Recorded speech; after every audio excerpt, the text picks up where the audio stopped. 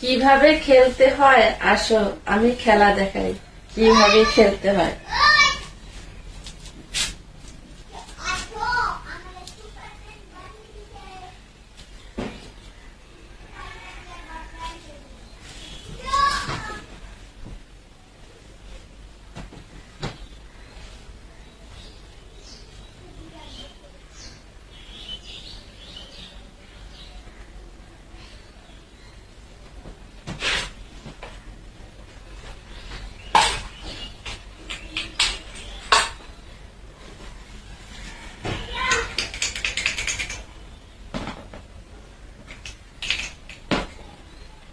এটা এমন ভাবে ধরা লাগে জানে, মানে এটা হচ্ছে এইভাবে দিতে হয়, তাহলে এই যে